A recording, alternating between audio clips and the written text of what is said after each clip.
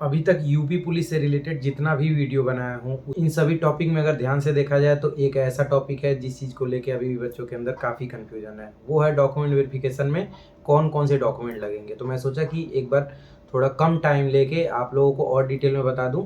और जो हमारे ज्ञानी पुरुष लोग हैं जो आके कमेंट करके कहेंगे कि हमें तो पता था, तो मुझे पता है ज्ञानी पुरुष ज्ञानी बालक आप लोगों को पता होगा, इसीलिए मैंने आपका थंबनेल में नाम नहीं डाला है कि आप स्पेशली इस वीडियो को देखो। जिनको नहीं पता है उनको भी थोड़ा सा आगे आने दीजिए, उनको भी जानने दीजिए। ठीक है, आपको पता होगा, बहुत अच्छी बात है। तो अगर एक लाइन में बोला जाए तो जो डॉक्यूमेंट आप लोगों ने फॉर्म भरते टाइम दिया है उन्हीं डॉक्यूमेंट को आपको लेके जाना है। उसके साथ कुछ ही एक्स्ट्रा डॉक्यूमेंट होंगे जिनको आपको लेके जाना है। अब फॉर्म भरते टाइम आप लोगों ने क्या क्या दिया था एक बार थोड़ा सा रिवाइंड करो चीज़ों को, आपको थोड़ा सा अच्छे से क्लियर हो जाएगा। फॉर्म भरते टाइम क्या क्या लगा था? एक तो हाई स्कूल की मार्कशीट लगी होगी जिसमें मार्कशीट और सर्टिफिकेट दोनों एक साथ रहा होगा। इंटर की लगी होगी। आपको ये पता है कि जो यूपी पुलिस का क्वालिफिकेशन होता है फॉर्म भरने का वो 12th होता है, तो आपके पास कम से कम 12th की डिग्री होनी चाहिए। उसके बाद आप ग्रेजुएशन लगा दीजिए, पोस्ट ग्रेजुएशन लगा दीजिए। जो डॉक्यूमेंट आप लोगों ने फॉर्म भरते टाइम दिया था वो डॉक्यूमेंट आपको ओरिजिनल फॉर्म में भी लेके जाना है, उसकी फोटोकॉपी भी लेके जानी है। उसके साथ साथ अगर आप ओबीसी, एससी और एसटी से हैं तो आप लोगों ने अपना जो जाति प्रमाण पत्र बनवाया था उसी जाति प्रमाण पत्र को ओरिजिनल फॉर्म में लेके जाना है। अब कंफ्यूजन किस चीज़ को लेके हो रहा है? कन्फ्यूजन ये हो रहा है कि सर क्या मैं नया बनवाया था वो लगा सकता हूँ? नया वाला नहीं मान्य होगा, आपको उसी टाइम वाला लगाना है। आप ये ध्यान रखिएगा कि फॉर्म जो भरा है उसमें सीरियल नंबर चेक कर लीजिएगा कि जाति प्रमाण पत्र वही सीरियल वाला है ना जो मैंने फॉर्म भरते टाइम दिया था। अब निवास प्रमाण पत्र भी कैसा लगेगा? निवास प्रमाण पत्र भी वही लगेगा जो फॉर्म भरते टाइम आप लोगों ने दिया था। ये चीज़ें क्लियर हो गई।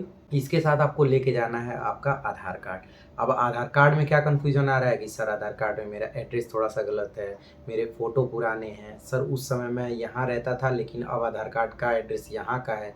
तो आधार कार्ड आपका निवास प्रमाण पत्र का काम नहीं करता है। आधार कार्ड सिर्फ आपका पहचान पत्र है। ठीक है, तो पहचान पत्र के रूप में मतलब आपका जो नाम है वो चीज़ सही होना चाहिए। आधार कार्ड नंबर पहले से क्लियर है, वो चीज़ बदलेगी नहीं। बाकी वो निवास प्रमाण पत्र इसीलिए लेते हैं कि आप कहाँ के रहने वाले हो, किस शहर के रहने वाले हो, किस गांव के रहने वाले हो। समझ गए?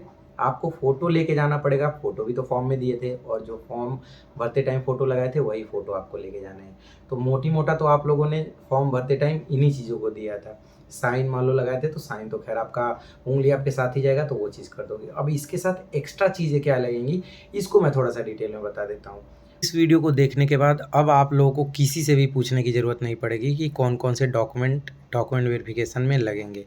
तो चलो एक बार मैं आपको उंगली पकड़ के बताना स्टार्ट करता हूँ। आपने फॉर्म भरते टाइम हाई स्कूल की मार्कशीट लगाई थी, इसका ओरिजिनल कॉपी आपको लेके जाना है। इंटरमीडिएट का मार्कशीट लगाया था, इसको भी आपको ओरिजिनल फॉर्म में लेके जाना है। अगर कोई भी ओबीसी, एससी, एसटी या ईडब्ल्यूएस से आता है तो अपना वो वाला जाति प्रमाण पत्र लेके जाएगा जो फॉर्म में डाला था, जो कि मैंने पहले ही बता दिया। अगर आप इन किसी भी कैटेगरी से आते हो तो आप निवास प्रमाण पत्र वही वाला लेके जाना जो आपने फॉर्म में लगाया था। अगर आप फॉर्म भरते टाइम ग्रेजुएशन या पोस्ट ग्रेजुएशन की भी डिग्री दिखाए हैं तो आप उसको भी लेके जाइएगा। आधार कार्ड लेके जाइएगा। उसमें इम्पॉर्टेंट नहीं है कि स्पेलिंग मिस्टेक है या फिर कोई और चीज़ गलत है, उससे कोई दिक्कत नहीं होनी है आपको। इन सब चीज़ों के साथ जब आप लोगों ने फॉर्म भरा था तो एक आपको प्रिंट आउट मिला होगा। अगर नहीं मिला होगा तो वो मैं बता दूंगा कैसे डाउनलोड होगा। उसमें कोई बड़ा इशू नहीं है। वो जो uppv.gov.in का साइट है, यानी कि जो आधिकारिक साइट है, उसी पे मिल जाएगा। और उसके साथ साथ आप सबसे इम्पोर्टेंट चीज़ तो ज़रूर ही लेके जाओगे, वो है डीवीपीएसटी के लिए जो एडमिट कार्ड जारी किया जाता है, उसको लेके जाना है आपको। एक एफिडेविट बनवाने का प्रपत्र यानी कि प्रोफार्मा उसी समय आधिकारिक वेबसाइट पे अपलोड किया जाएगा, जिसको लेके जाओगे आप किसी भी तहसील या कचहरी पे, जहाँ उसी प्रोफार्मा पे आपको एफिडेविट बनाना रहेगा, वो बना के आपको देना रहेगा। तो उसमें कोई दिक्कत नहीं है। बाकी अगर आपके डॉक्यूमेंट में कोई ऐसा लगता है कि कहीं गलती है, जैसे स्पेलिंग मिस्टेक है या फिर कोई और टाइप की गलती हो गई, तो आप करेक्शन एफिडेविट बनवा सकते हो। ये भी कचहरी या तहसील से बन जाएगा। बस आपको बताना है भैया हमारे मार्कशीट में ये चीज़ गलत हो क्या है, इसका एक एफिडेविट लगाना है, वो खुद ही बना देगा। और आप बता दीजिएगा कि मुझे यूपी पुलिस के डॉक्यूमेंट वेरिफिकेशन में लगाना है, वो बता देगा। उसके साथ आपको फ़ोटो लेके जाना है। 4-5 से ज़्यादा खर्च नहीं होते। लोग कहते हैं 20 लेके जाना, 100 लेके जाना, ऐसा कुछ नहीं होता है। 5-7 बनवा लेंगे। जो फॉर्म भरते टाइम आपने फ़ोटो लगाया था वही लेके जाना है। अगर नहीं होगा तो उसी का फ़ोटो से फ़ोटो बनवा लेना। और एक उसी पे वेबसाइट जो है यूपी पुलिस का, वहाँ आपको चेक लिस्ट मिल जाएगी। चेक लिस्ट मतलब इंडेक्स, जिसमें सब चीज़ें लाइन से एक साइड में दिया रहेगा, हाई स्कूल, इंटर, जाति, निवास, फलाना फलाना। उसके सामने आपको सही का निशान लगाना है, यानी कि डीवी के दौरान मैं ये डॉक्यूमेंट लेके आया हूँ। ठीक है, इन सभी डॉक्यूमेंट को ओरिजिनल लेके जाना, जितना मैंने आपको बताया। हाई स्कूल, इंटरमीडिएट, जाति प्रमाण पत्र, निवास प्रमाण पत्र, आधार कार्ड, फॉर्म का प्रिंट आउट, इन सबको 2-2 सेट कॉपी करा लीजिएगा। एक पे खुद सिग्नेचर कर लीजिएगा, यानी कि उस पे लिख दीजिएगा स्वप्रमाणित, और एक सेट को गैजेटेड ऑफिसर से प्रमाणित करा लीजिएगा। गैजेटेड ऑफिसर में आपको किसी भी जो इंटरमीडिएट, गवर्नमेंट इंटरमीडिएट कॉलेज है, वहाँ से, वहाँ के प्रिंसिपल से आप करा सकते हो, या फिर किसी भी सरकारी अस्पताल के डॉक्टर से करा सकते हो। ये लोग गैजेटेड में आते हैं। बाकी गैजेटेड में और कौन कौन से लोग आते हैं, ये मैं एक पर्टिकुलर वीडियो बना दूंगा। सबसे आसान होता है सरकारी हॉस्पिटल या फिर किसी भी इंटरमीडिएट कॉलेज का प्रिंसिपल। लेकिन एक चीज़ ध्यान रखना है आपको कि अपने स्कूल वाले प्रिंसिपल से मत कराइएगा, यानी कि आप जहाँ से पढ़े हो वहाँ से प्रमाणित मत कराइएगा, ठीक है। तो ये सब चीज़ें होने के बाद, तो इन सब चीज़ों में अगर आप सही पाए जाते हो तो आप डीबी में क्वालिफाई हो जाओगे।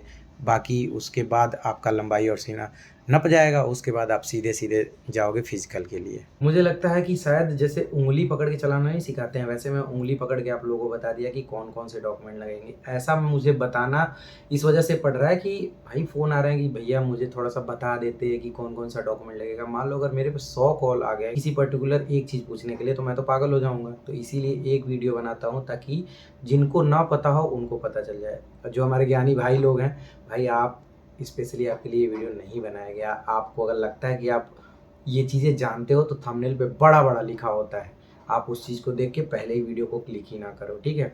जिनको नहीं पता है स्पेशली उनके लिए ये वीडियो है। तो अब आप लोगों को क्लियर हो गया होगा, बहुत परेशान होने की ज़रूरत नहीं है। रिजल्ट के बाद डॉक्यूमेंट वेरिफिकेशन के लिए बुलाया जाएगा।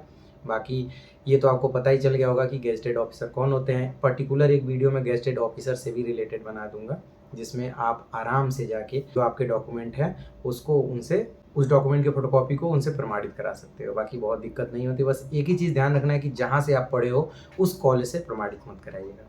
अब तो वीडियो अच्छी लगी होगी, अगर लगी होगी तो आप लाइक करके दिखाइए कि कितनी अच्छी लगी। अगर आपको कुछ और भी पूछना हो तो आप कमेंट सेक्शन में जाके ज़रूर पूछ सकते हैं। मिलते हैं अगले वीडियो में किसी और टॉपिक के साथ, तब तक के लिए बाय बाय।